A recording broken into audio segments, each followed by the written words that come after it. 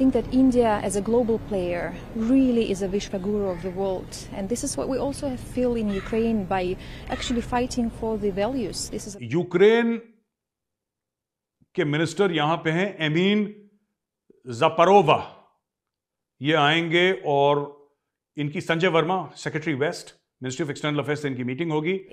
How do you see India importing energy from Russia? How do you see India importing energy from Russia? I mean, look, we are not in the position of instructing India in their economic ties with other countries. India snubs China and Pakistan fixes G20 meeting in Srinagar. Pakistani कौम के मुंह से नवाले निकालने और पाकिस्तानी कौम की तज़हीक और पाकिस्तानी कौम को जिस नहज पे पहुंचा दिए, कारोबार यहाँ पे खत्म कर दिया गया, इज्जत नफ्स यहाँ पे मार दी गई. इंडियन आर्मी का तो उसी दिन पता चल गया था 27 फरवरी 2019 को कि इंडियन आर्मी में या इंडियन की फिजाइया में क्या है. ये बात मत भूले कि न्यूक्लियर पावर आप भी और न्यूक्लियर पावर हम भी हैं, और पाकिस्तान कहाँ है और हिंदुस्तान कहाँ है. कंपैरिजन की तो बात बनती ही नहीं है, क्योंकि आप लोग का तो लेवल ही नहीं है कि आप हिंदुस्तान के बारे में बात कर सको.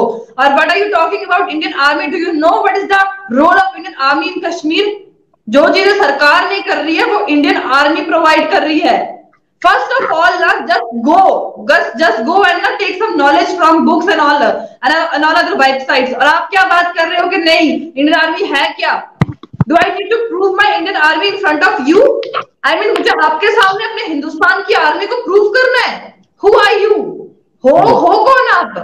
लोगों को मकरूज दर मकरूज करने के बजाय आज एक आटे के तहले के पीछे जिस तरह कौम की माओ बहनों बेटी और बुजुर्गों के साथ जो खिलवाड़ हो रहा है वो तो पूरी कौम के सामने है. इंडियन आर्मी जो है वो हमें पता है, इंडियन आर्मी जो कुछ भी है वो हमें पता है. इंडियन आर्मी का पता है, तो इमरान खान वाली सरकार थोड़ी है यहाँ पे, ये मोदी है. मोदी हमें ऐसे घुमाता है अपने इशारों पे. ऐसे पीस के बारे में फेसबुक पे पोस्ट करने से और फिर जंग का ऐलान करने से पीस हो जाता है.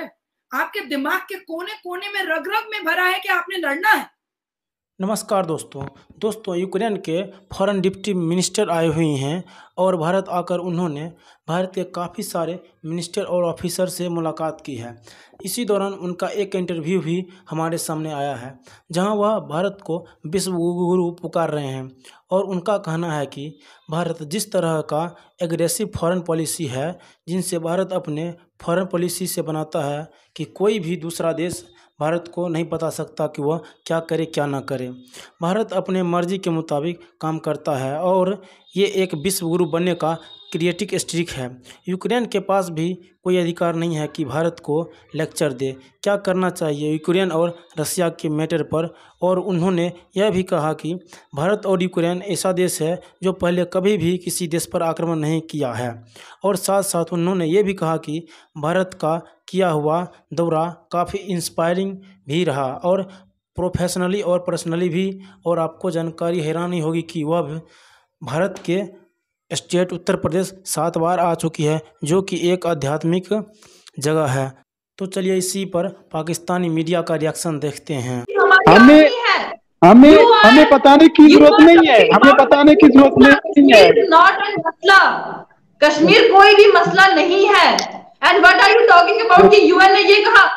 यार भाई पहले हिस्ट्री पढ़ो, फर्स्ट गो थ्रू कि हिस्ट्री कहती क्या है, उसके बाद आप कश्मीर को मसला बोलो या कश्मीर की आर्मी या इंडियन आर्मी के बारे में बात करो. ओके, हमें वो आपको बताने की जरूरत नहीं है कि इंडियन आर्मी जो है वो हमें पता है. इंडियन आर्मी जो कुछ भी है वो हमें पता है. इंडियन आर्मी का पता है, तो इमरान खान वाली सरकार थोड़ी है यहाँ पे, ये मोदी है. मोदी हमें ऐसे घुमाता है अपने इशारों पे, ऐसे चुटकियों में ना. वो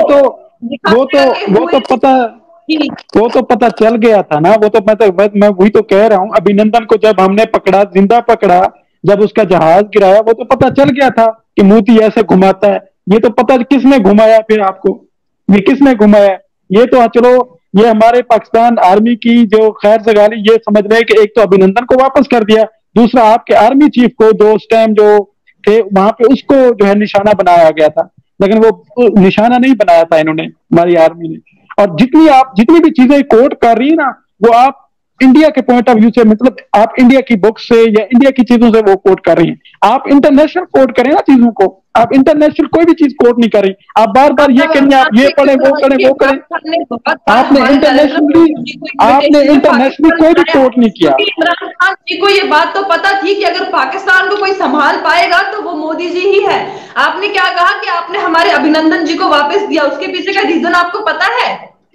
आप तो चाहते थे कि हम ये काम करें और हिंदुस्तान वाले हमारे साथ अच्छे से हाथ मिलाएं, मगर नहीं, आपको किसी ने फोर्स नहीं किया।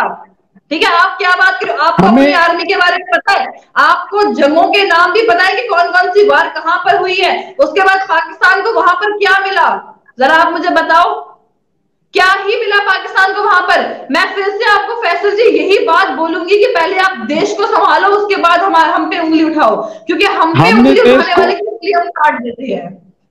हमने देश को अल्हम्दुलिल्लाह संभाला हुआ है, अल्हम्दुलिल्लाह। हमें किसी को हिंदुस्तान के झंडे लहरा रहे हैं। आपने शायद वीडियोस देखी नहीं होंगी, लेकिन मैं आपकी नॉलेज के लिए बता दूं कि पीओके के लोग आज हिंदुस्तान के झंडे लेके रोड पे निकल रहे हैं, ये बोल रहे हैं कि हमें हिंदुस्तान के साथ रखो, और आप किस चीज की बात करते हैं?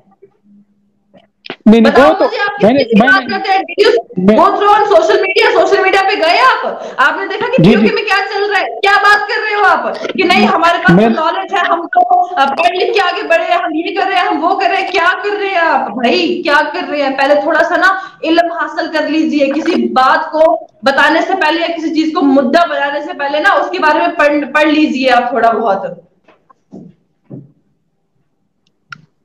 लेकिन ये बात समझने की हमारे पास इतना वक्त है नहीं कि हम इनके साथ उस वक्त को जाया करें, क्योंकि बिना नॉलेज वाले लोगों के साथ पहली बात तो हम डिबेट में बैठते नहीं है, और दूसरी बात नेक्स्ट टाइम आप कभी भी हमारे साथ आओ तो होप सो कि आप थोड़ी बहुत ना नॉलेज रख के आए। शैला जी नदर वन और आई कैन लीव। नहीं, आप दोनों हाइपर ना हो और अपना अपना पॉइंट रखें, क्योंकि हम चाहते हैं कि हम कश्मीर का जो मसला है वो बातचीत से हल किया जाए, क्योंकि लड़ाई इसका हल ना कभी थी ना है और ना कभी होगा। और जैसे जंगों की बात की मेरे दोनों मेहमानों ने, उस पर मैं ये कहना चाहूंगी, अगर आज हम इकोनॉमिकली इतने वीक हैं तो उसमें वो जो 4 जंगें थी फैसल भाई, उसका जो नुकसान है हमें आज भी भुगतना पड़ा है। और भारत एक बहुत बड़ा देश, एक बहुत बड़ी उसकी जरा ट्रिलियन में इकोनॉमी है, तो आज भी अगर ऐसे अगर नौबत तो पहले आएगी नहीं, आ भी जाती है तो नुकसान अल्टीमेट पाकिस्तान का ही है। और कश्मीर के लिए जब भी बात उठती है यही है कि कश्मीर कभी नहीं चाहेंगे हम के 2 हिस्सों में बटा रहे। कश्मीर एक बहुत खूबसूरत वैली है, हमारी किताबों में इसको जन्नत कहा जाता है। अगर पाकिस्तान से एफर्ट हैं या अफ्रीका की तरफ से एफर्ट हैं तो कोशिश यही है कि इसके जो 2 हिस्से हैं, कुछ खानदान इस साइड आ गए, कुछ खानदान उस साइड आ गए, क्यों ना उनको मिलाया जाए, अच्छे तरीके से मिलाया जाए, मसाइल का हल ढूंढा जाए।